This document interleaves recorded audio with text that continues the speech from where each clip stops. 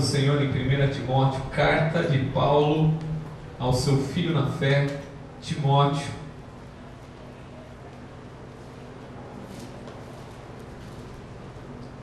Capítulo 2.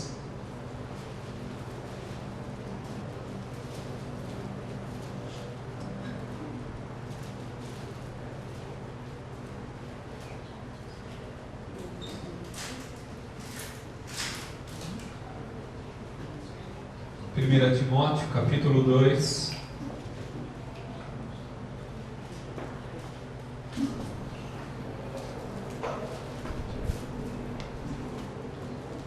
No versículo 1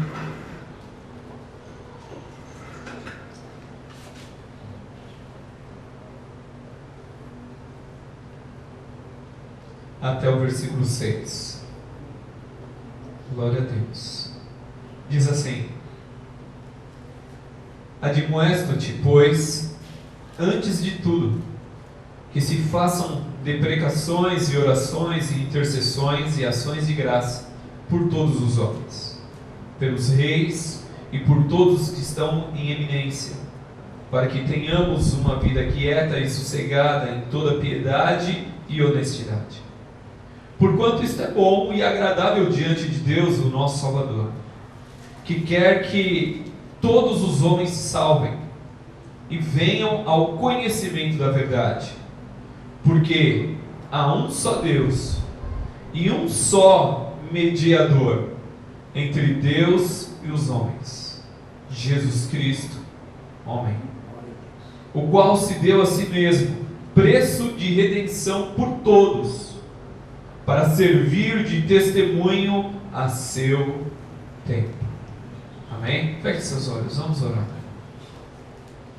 Querido e maravilhoso Deus, nós te damos graças e te louvamos por tudo que está sendo realizado nesta noite, para a honra e glória do teu nome, para que o teu nome seja engrandecido e exaltado, para que em tudo, ó Pai, possamos andar em comunhão contigo. Obrigado, ó Deus eterno, por podermos participar da ceia. Obrigado, ó Pai querido, Pai amado, pela tua graça, pela tua misericórdia, pelos louvores entoados, ó Deus eterno, pelos momentos de oração. Obrigado, ó Deus eterno, em tudo nós te damos graças. Continua a falar conosco poderosamente agora também através do ministério da palavra.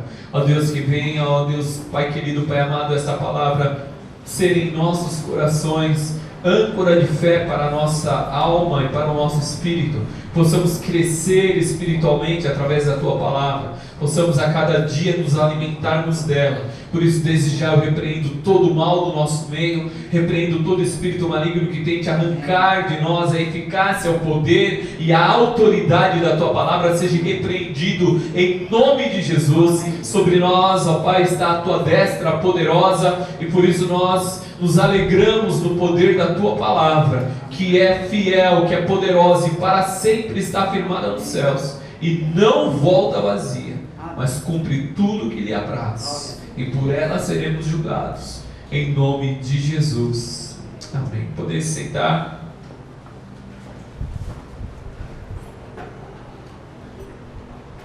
Louvado seja o nome do Senhor. Porque eu quero ficar nesse texto somente com o versículo número 5, que diz: porque há um só Deus e um só mediador entre Deus e os homens, Jesus Cristo, homem. Há um só Deus e há um só mediador. A palavra de Deus nos diz que Ele, soberano sobre toda a terra, Ele que tem todo o poder e toda a autoridade, Ele que antes da fundação do mundo projetou todas as coisas, preparou todas as coisas. A palavra de Deus diz em Apocalipse no capítulo 6 que o Cordeiro de Deus foi morto antes da fundação do mundo, que Deus tem um propósito, Deus tem um projeto para cada um de nós, e dentro desse propósito, dentro desse projeto, Ele mesmo, o próprio Deus, Ele se fez carne e habitou entre nós, para se tornar o nosso mediador entre nós, seres humanos, e Ele, Deus. Porque em outra feita, em outra oportunidade, Deus quis fazer conhecer o seu poder e a sua autoridade. Deus se fez, podemos assim dizer, notório sobre a face da terra. E isso falando do Antigo Testamento, quando Deus se manifestou de várias formas, de várias maneiras, com o objetivo sempre de criar esta conexão, de criar esta ponte de ligação entre os homens, os seres humanos, e Ele, o Criador.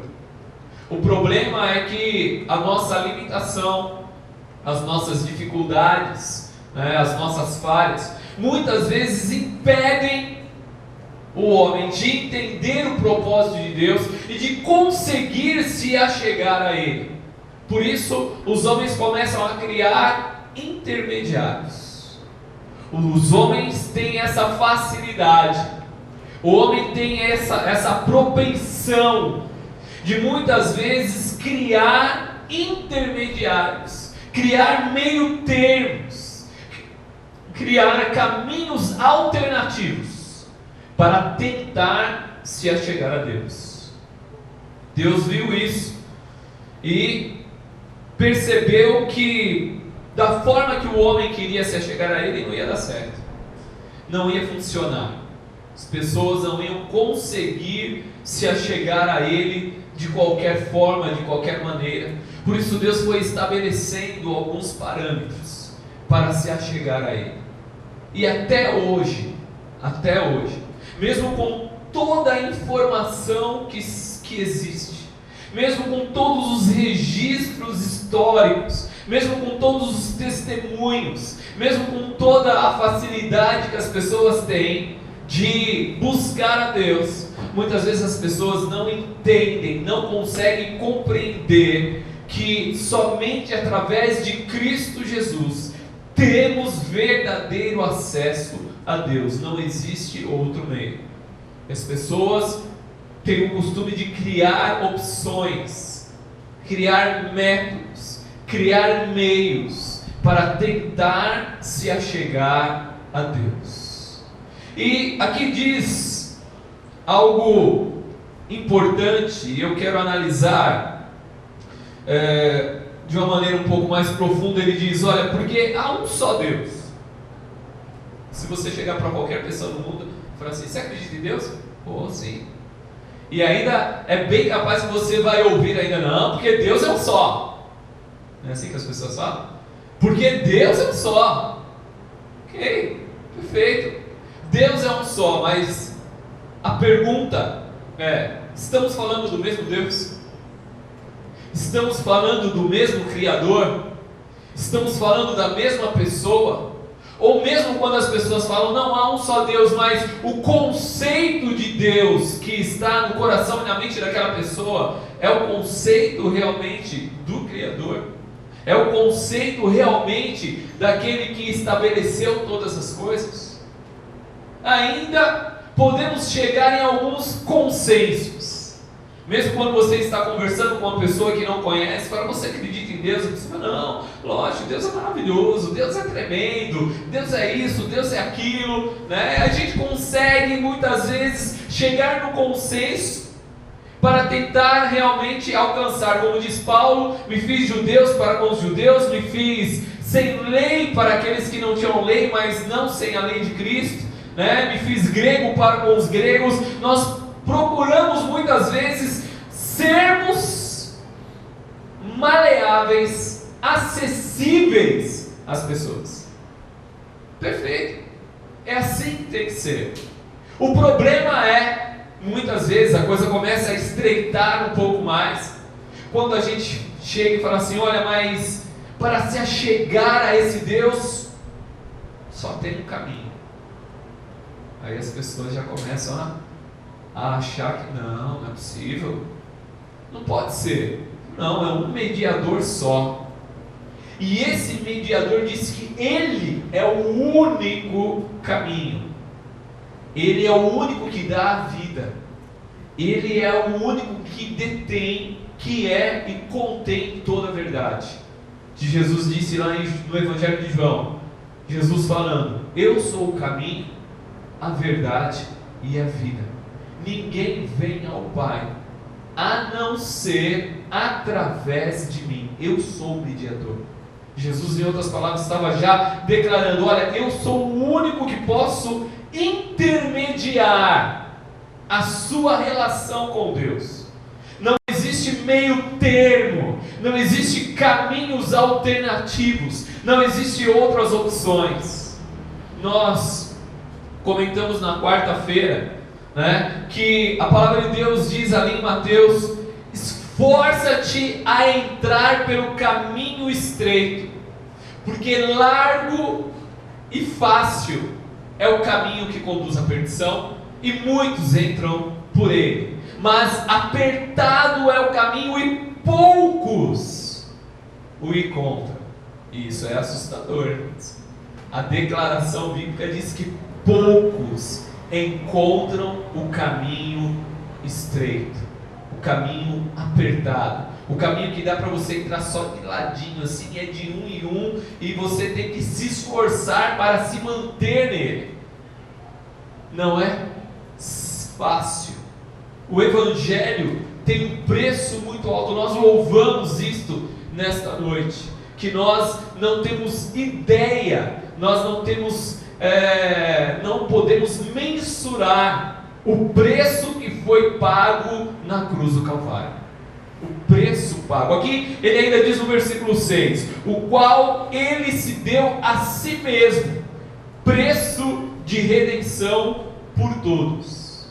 Note, o preço de redenção é para ter o poder, tem a autoridade, tem a condição de alcançar a todos, em todos os tempos, em todas as épocas, de todas as maneiras. Você pode imaginar uma pessoa má, imagina. Imaginou? Pois é, o preço que foi pago, paga. O preço que foi conferido na cruz ali, paga. Não, pastor, mas aquele camarada ali fez coisa muito... Não. O preço de Jesus, o sangue derramado na cruz do Calvário, paga todos os pecados, todos, por todo o mundo. A grande questão é: todos querem aceitar o preço que foi pago? Todos querem se achegar a Deus através deste preço que foi pago? E aí entra assim o livre-arbítrio de cada ser humano, em escolher esse preço que foi pago ou não. O problema que está dentro do coração do homem: procurar outros intermediários. Quer um exemplo? Vamos para um exemplo clássico. Lá no início,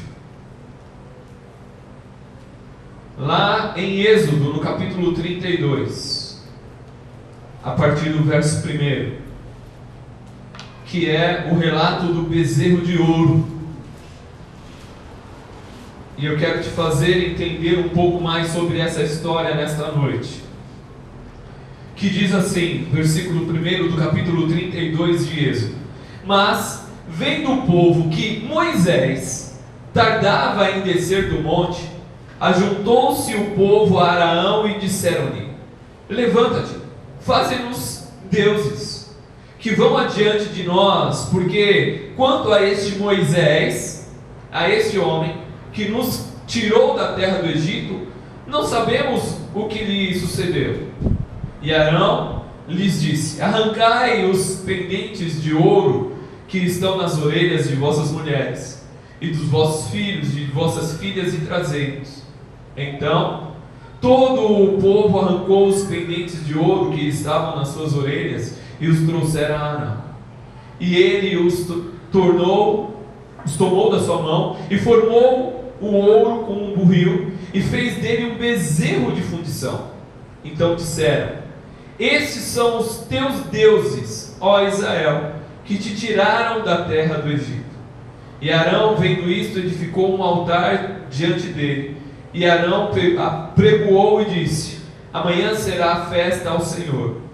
E no dia seguinte madrugaram e ofereceram holocaustos e trouxeram ofertas pacíficas, e o povo assentou-se a comer e a beber, e depois levantaram-se a folgar. Então disse o Senhor a Moisés: vai, desce, porque o teu povo que fizeste subir do Egito se tem corrompido, e depressa se tem desviado do caminho que eu lhes tinha ordenado. Fizeram para si um bezerro de fundição, e perante ele se inclinaram, e sacrificaram-lhe, e disseram: estes são os teus deuses, ó Israel, que te tiraram da terra do Egito. E disse mais o Senhor a Moisés: tenho visto a este povo, e eis que é um povo obstinado. Agora, pois, deixa-me que o meu furor se acenda contra eles e os consuma, e eu farei de ti uma grande nação. Porém Moisés suplicou ao Senhor seu Deus e disse: ó Senhor, por que acende o seu furor contra o teu povo, que tu tiraste da terra do Egito com grande força e forte mão?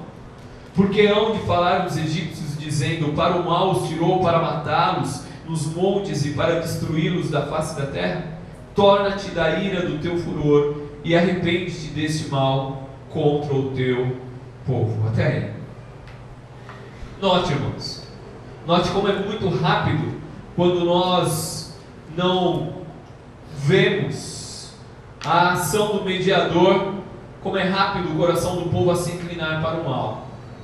Você acha que foi por acaso que eles fizeram um bezerro? Eu vou te contar sobre mitologia egípcia. Naquela época, e podemos dizer assim, por várias dinastias, os egípcios possuíam vários deuses. Dentro do panteão egípcio, o maior deus era Ra, o deus Sol. E existiam vários deuses, né? Osíris e tantos outros.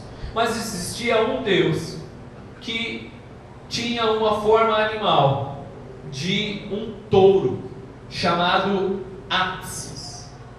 E Apsis era um deus que representava o Deus que intermediava entre o povo e os demais deuses.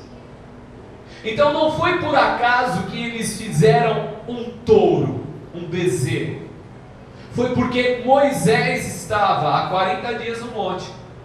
Então eles se acharam no direito de dizer assim: olha, o nosso mediador não está aqui. Porque para eles naquele momento, o mediador entre eles e Deus era Moisés. Ao ponto que eles falaram para Moisés, quando Deus desceu no monte e falou com eles, eles falaram: não, nós não queremos que Deus fale diretamente conosco. Fala Deus contigo, Moisés, e você, Moisés, então fala conosco. Moisés se tornou este intermediário. Mas quando Moisés subiu ao monte e ficou ali por esse período de 40 dias e 40 noites, o povo se desesperou, falou: não, esse camarada não volta mais. Moisés deve ter morrido, aconteceu alguma coisa, e nós precisamos de um novo intermediário. Só que note, o coração do povo se inclinou para o erro, se inclinou para aquilo que não era a verdade. E até hoje, irmãos, muitas vezes, e agora eu quero contextualizar para os nossos dias. Hoje, quantas e quantas vezes você está passando por uma situação de dificuldade, por uma situação, que muitas vezes exige um pouco mais de paciência, um pouco mais de dedicação, um pouco mais de oração, e aí vem aquela outra pessoa e fala assim: não, eu acho que você deveria ir naquele outro lugar ali é certeza que você vai conseguir, cara, lá dá certo. Pois é. Como assim? E o nosso intermediário? E o nosso mediador? O nosso mediador é Cristo Jesus. É Ele que é o nosso mediador, porque Ele pagou o preço. Ele se entregou. Foi Ele, nenhum outro. Então, por isso, Deus é muito claro, irmãos. Ele é muito claro quando ele diz em Isaías, no capítulo 42, que ele não divide a glória dele com ninguém. Ele não divide a glória dele com nenhuma imagem de escultura, com nada. A honra, a glória é totalmente para ele.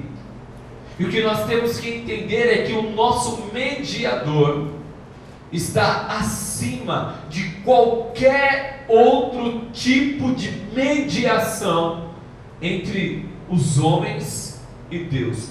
Todos os outros tipos de mediação falham, não alcançam a Deus. Jesus, ele é o único, porque ele mesmo se fez como um de nós. Ele é o nosso intercessor diante de Deus.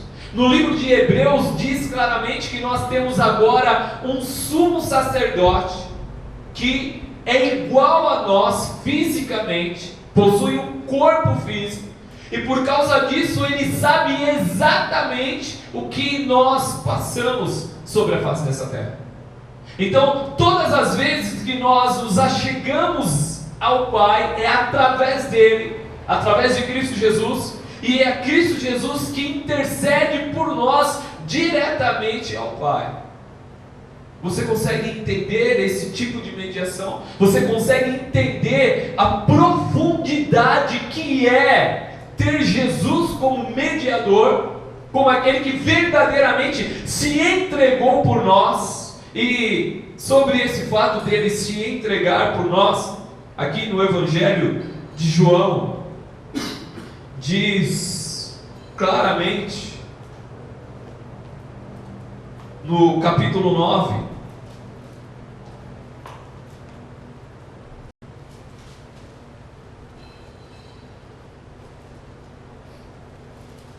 no capítulo 10, no versículo 17, diz assim: por isso, Jesus falando, por isso o Pai me ama, porque dou a minha vida para tomá-la depois. Ninguém a tira de mim, mas eu mesmo a dou. Eu tenho poder para dar e tenho poder para tomá-la, e esse mandamento recebi de meu Pai. Pergunta: quem matou Jesus? Pense aí, um instante, e eu te respondo: ninguém. Ninguém matou Jesus. E eu vou te explicar por quê. Porque Jesus, como ele mesmo diz em João, ele se entregou. Você sabe como o homem morria crucificado? Por asfixia. Diafragma comprime os pulmões, ao ponto que ele vai perdendo o fôlego, até morrer asfixiado, pendurado pelos braços. Os cravos nos pés era para prolongar a tortura. Focaliza aí. Os cravos nas mãos era para tirar o fôlego. E Jesus, eu não sei se você sabe disso, ele passou por duas condenações. Duas. Não somente uma. Pilatos, quando julgou a Jesus, disse para os judeus: eu vou açoitá-lo e vou libertá-lo. Primeira condenação. Não vejo nele culpa alguma, por isso eu vou açoitá-lo e vou libertá-lo. E ele mandou Jesus ser açoitado. E Jesus foi flagelado. Jesus foi açoitado com flagelo. Teve o seu corpo dilacerado, a sua carne rasgada, toda. Depois trouxeram ele com a coroa de espinhos. E aí o que Pilatos disse: olha, eis aqui o teu rei, vou soltá-lo, porque a primeira condenação já tinha sido efetuada. E o povo disse então: não, Nós queremos a segunda condenação, que ele seja morto, crucificado. E aí Jesus então foi condenado à cruz, na sequência do julgamento. Então Jesus já tinha perdido muito sangue, muito. Quando Jesus foi crucificado, às 9 horas da manhã, levantado no madeiro, e ficou até às 3 horas da tarde, pendurado no madeiro, os cravos dos pés era para que ele pudesse tomar fôlego, porque conforme ele ia perdendo o fôlego pendurado no madeiro, ele tinha que forçar os pés para se levantar e tomar ar para continuar vivo. Era esse o objetivo, e isso prolongava a tortura até não se aguentar mais. Agora, uma pessoa que está morrendo, sufocada, asfixiada, não pode fazer isso que eu vou ler aqui. Aqui no capítulo, vamos lá em Marcos,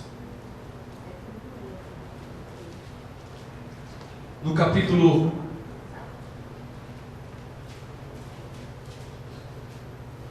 15, no versículo 37.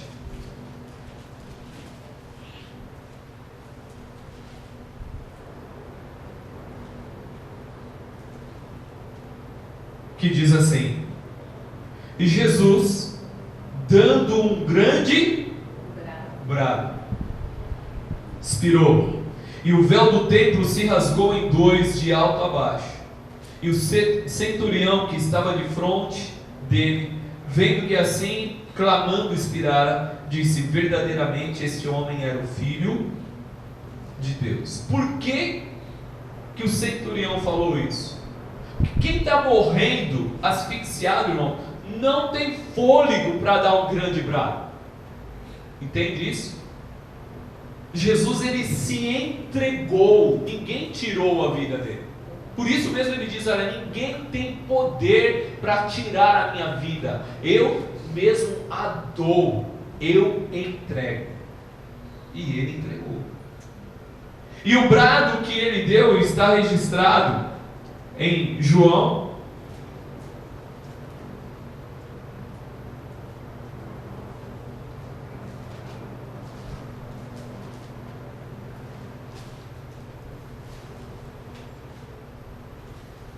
capítulo 19, versículo 30. Aqui João não fala do brado, mas ele fala o que ele falou no brado.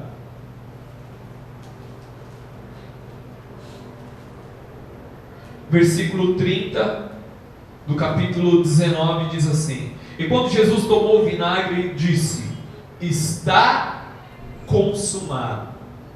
Esse texto, essa palavra está consumado, no original do grego é telestai, ou em outras palavras, paguei a dívida, está pago. O que Jesus, eu fico imaginando a cena, irmãos, o que Jesus gritou para que todos pudessem ouvir é: está quitado, está pago. Vocês não estão devendo mais nada para o diabo, vocês não estão devendo mais nada, vocês não são mais condenáveis, não estão mais condenados com o mundo. Entende isso? De uma única vez ele disse: o preço pela sua vida está pago, zerou, você não deve mais nada. E as pessoas hoje, nos nossos dias, e podemos dizer que há longo tempo, acham que ainda estão devendo alguma coisa, que devem de alguma maneira, de alguma forma, alcançar a Deus através das suas obras ou de alguma coisa que possa fazer ou realizar. Isso nunca vai acontecer, irmãos, porque já foi pago tudo. Ele mesmo se entregou, ele mesmo se doou, e por isso ele é hoje para nós o mediador perfeito. Ele pagou o preço, ele disse: olha, aquele ali é meu, aquela ali é minha, ninguém pode tirar das minhas mãos. O próprio Senhor Jesus disse: olha, todo aquele que vem a mim, de maneira nenhuma o lançarei fora, e aqueles que estão nas minhas mãos, ninguém tem o poder de tirar. Por isso que eu quero te dizer nesta noite, que ninguém tem o poder de tirar você da presença de Deus, a não ser que você queira sair. Entende isso? Ninguém pode tirar você da presença de Deus, porque o mediador que pagou o preço está acima de qualquer outra pessoa, de qualquer outro ser. Mas as pessoas ainda, infelizmente, continuam inventando mediadores, continuam criando ídolos. Como diz Paulo, ídolos mudos em 1 Coríntios capítulo 12, que não pode resolver nada. Deixa eu te explicar algo. Com o passar dos anos, no meio judaico, se criou uma ideia em relação, são 613 mitzvot, 613 mandamentos. Desses 613 mandamentos, existem os mandamentos positivos e os mandamentos negativos. Os mandamentos positivos vai e faça. Os mandamentos negativos não faça isso, não faça aquilo, não faça aquilo outro. E desses todos mandamentos, Jesus resumiu em 2: amar a Deus sobre todas as coisas, com todo o teu amor, com toda a tua força, com toda a tua inteligência, e amar o seu próximo como a ti mesmo. Mas com o passar dos anos, para quem não conhece o Evangelho, e aí nós vamos estar falando do judaísmo, os rabinos criaram um conceito de 3 situações que eles preferem a morte do que cometer o erro. Primeira delas, idolatria. O judeu prefere morrer do que se curvar diante de uma estátua. Segundo, qualquer tipo de relação sexual indevida. O casamento é sagrado. O casamento é sagrado. Então, qualquer tipo de relação indevida, eles preferem a morte. E o terceiro, mentir para alcançar algum benefício sobre a face dessa terra. Eles preferem a morte.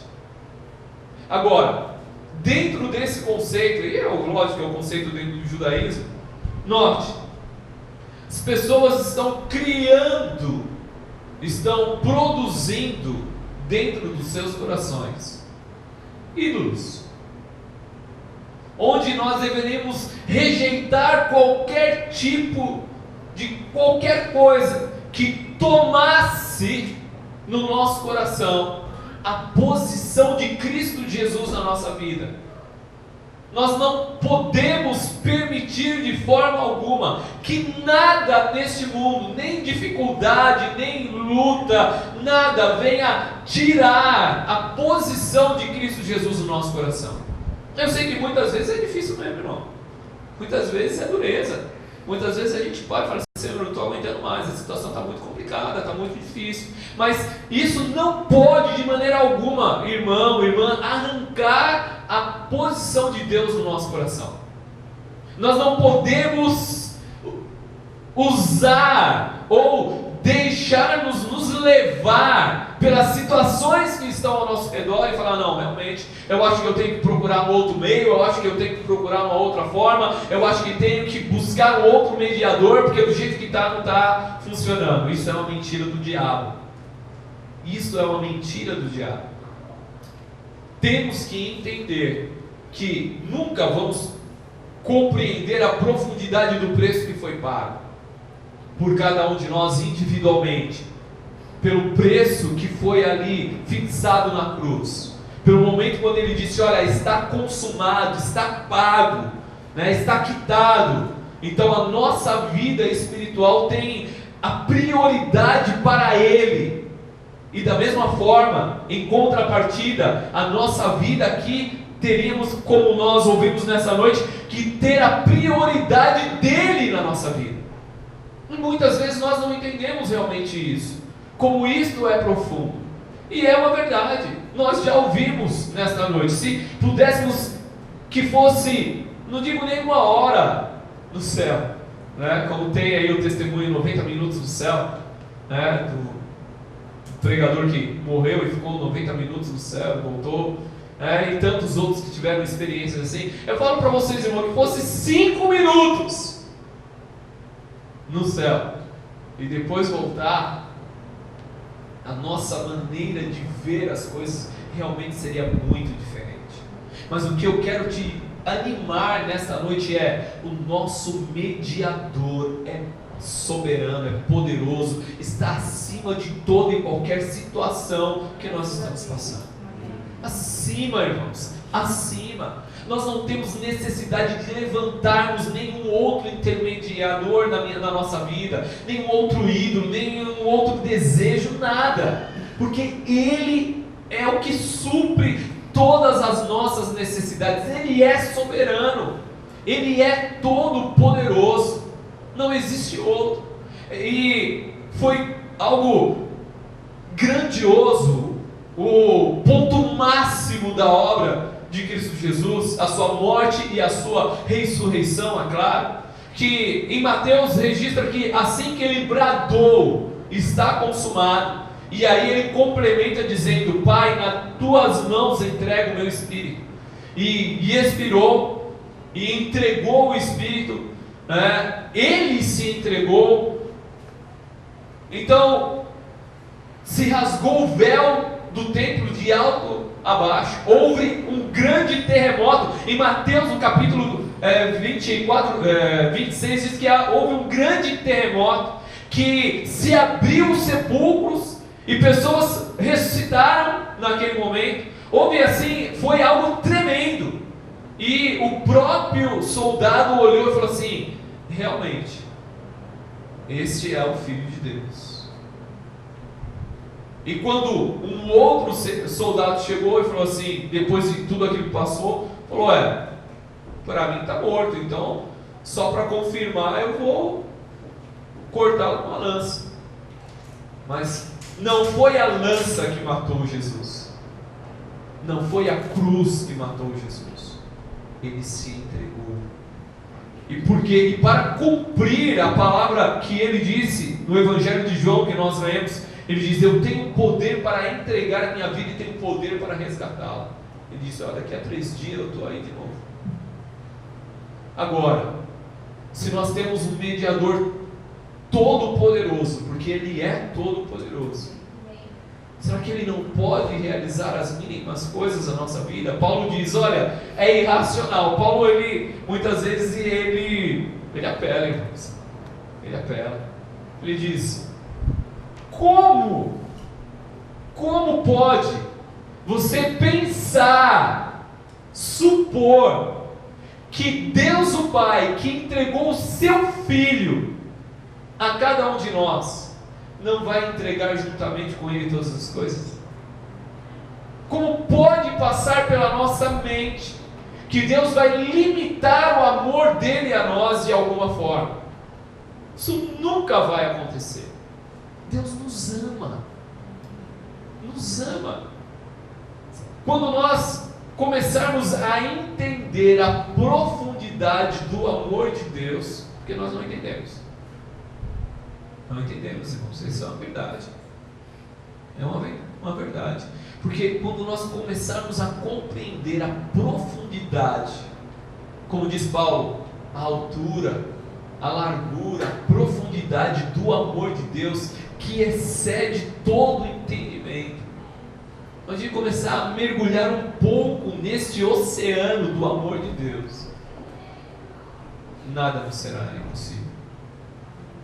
Nada, irmãos, porque nada vai ser limitado, nada. Temos que verdadeiramente começar a focar na nossa vida, a entendermos que se Ele disse que tudo já foi pago, que tudo está consumado, que nós, como diz Paulo também, ele diz: olha, vocês não são mais de vocês, vocês agora são propriedade deles. Ele pagou o preço, ele comprou. Nós não temos mais autoridade sobre as nossas próprias vidas. Por isso, Deus, ele demonstra várias vezes na palavra dele que ele realmente, como diz Paulo em um outro versículo, que o Espírito de Deus que habita em nós tem ciúmes. Você entende isso? Você tem ciúmes da sua esposa? Tem ciúmes do seu esposo? Da sua noiva, do seu noivo? Você tem ciúmes da sua namorada? Tem ou não tem? Tem, né, irmão? Se não tem, já virou relaxo. Aí eu não tenho que ser obrigado a puxar a sua orelha. Que história é essa? Lógico que tem que ter. E ele diz que o Espírito Santo tem ciúmes. Agora, você já pensou um Deus todo-poderoso ciumento? Ou você nunca pensou desse jeito, nesse ângulo desse versículo? Um Deus todo-poderoso que é ciumento, ele vai querer dividir você com um ídolo? Ele vai querer dividir você com o mundo? Lógico que não. O que você acha que ele vai fazer quando você começar a debandar para o outro lado? Ele vai te puxar a orelha. Isso é fato. Ele não vai permitir. Então, muitas vezes, aquilo que nós achamos que é errado, que é ruim nas nossas vidas, é porque Deus está puxando a nossa orelha ou está nos guardando. O que eu falei na quarta-feira, que Jesus fala: vós, sendo maus, sabem dar coisas boas aos seus filhos, porque se o seu filho pedir pão, você não dá pedra. Se ele pedir peixe, você não dá uma serpente. Quanto mais o nosso Pai que está no céu vos dará coisas boas. E ali ele está falando realmente de coisas, itens, coisas boas. O problema, e agora preste atenção, é que muitas vezes nós estamos pedindo peixe, só que o peixe que nós estamos pedindo, Deus olha para assim: isso aí é uma serpente, filho. Pede isso não. Não pede isso não, que isso aí é serpente. Você acha que Deus vai dar? Eu acho que não. Com a nossa visão turva e limitada, nós olhamos de longe e falamos assim: não, aquilo ali é peixe. Ó, eu estou achando que é. E Deus olha e fala assim: não, aquilo ali na frente é uma baita de uma serpente que vai te rodar, enredar e vai acabar com você. E aí muitas vezes Deus não dá, e a gente bate o pé e faz birra, e faz biquinho, e fala: não, Deus não está dando, Deus não está dando, Deus não está me ajudando, Deus... Não, irmão, é porque na verdade não é pão aqui, é uma pedra. E muitas vezes nós não conseguimos compreender essas coisas, e achamos que nós estamos pedindo certo e Deus não está dando. Na verdade somos nós que, como diz Tiago, não sabemos pedir, não pedimos como convém e achamos que Deus tem que ter a obrigação de dar. Porque Deus sabe as nossas necessidades e sabe o momento certo de nos dar exatamente aquilo que é necessário para a nossa vida espiritual. O problema é que quando nós pedimos errado, presta atenção nisso, quando nós pedimos errado e não recebemos, nós achamos que o nosso mediador está errado, achamos que o nosso mediador não está mediando corretamente, e aí nós começamos a erigir ídolos no nosso coração, começamos a criar caminhos alternativos para tentar alcançar não a Deus, mas alcançar aquilo que nos interessa, aquilo que nós achamos que é o correto, aquilo que nós achamos que é pão e peixe, mas a verdade é pedra e serpente. E depois a gente se enrosca, a gente acaba se complicando, porque nós não entendemos como funciona dentro do reino espiritual, como Deus trabalha verdadeiramente nas nossas vidas. Ele é o nosso único mediador e já pagou o preço necessário, está consumido, já foi pago o preço. O que nós temos que entender é que de qual forma nós entramos dentro do plano dele, que ele tem para nossas vidas, e não o nosso plano, e não a nossa maneira de arquitetar as coisas. O plano é dele, o chamado é dele. Hoje de manhã, na escola bíblica dominical, para nós encerrarmos, hoje de manhã na escola bíblica dominical, uma frase que me chamou a atenção, e isso é verdade, é que Deus, Ele coloca em nós tanto o querer, como também nos capacita a efetuar. Você já parou para pensar nisso? Deus, Ele é tão completo, que Ele diz: se eu deixar você vir a desejar o querer, você nunca vai querer. Então eu vou colocar dentro de você o desejo. Mas só o desejo não basta, porque você também só com o desejo não vai conseguir cumprir. Então, além de eu colocar no seu coração o desejo de me servir, o desejo de estar na minha presença, o desejo de caminhar comigo, o desejo de andar em santidade, de andar em obediência, o desejo de ser diferente, o desejo de ter verdadeiramente nascido de novo, de ter o nome escrito no livro da vida, o desejo das coisas celestiais, eu ainda vou te ajudar. Eu vou capacitar você, para você realizar o desejo. E fica só nisso? Não! Não fica só nisso, porque além dele pôr o desejo e dele capacitar você a realizar o desejo, ele ainda está junto com você. Ele não larga você. Ele não diz assim: eu vou colocar o desejo de louvar na sua boca, no seu coração, eu vou te capacitar no louvor. Não, não é só isso, eu ainda vou estar junto com você. Seja no louvor, seja na adoração, seja na ministração, seja no seu trabalho. Ou você acha que foi simplesmente você dizendo: não, eu acho que é legal essa área aí, eu quero estudar isso, é isso que eu quero. Você está redondamente enganado. É Deus que coloca no seu coração. Sabe qual é o nosso problema? Que nós lemos esse tipo de coisa, esses versículos, e nós achamos que está limitado unicamente, somente às coisas espirituais. E não é verdade. O chamado que Deus colocou para você ser uma administradora, para você trabalhar na área da qualidade, para você trabalhar na engenharia química, foi Deus que colocou.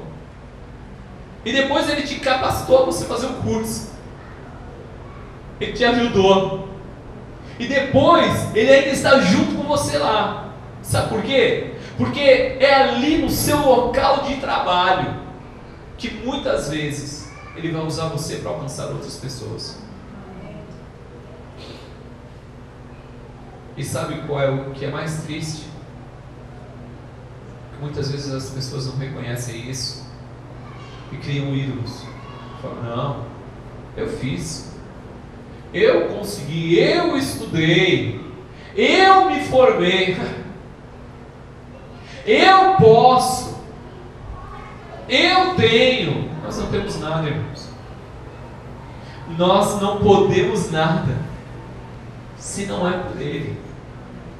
Por isso Paulo diz em Filipenses capítulo 4, terminando, ele diz: em tudo eu aprendi Ele não nasceu sabendo, ele aprendeu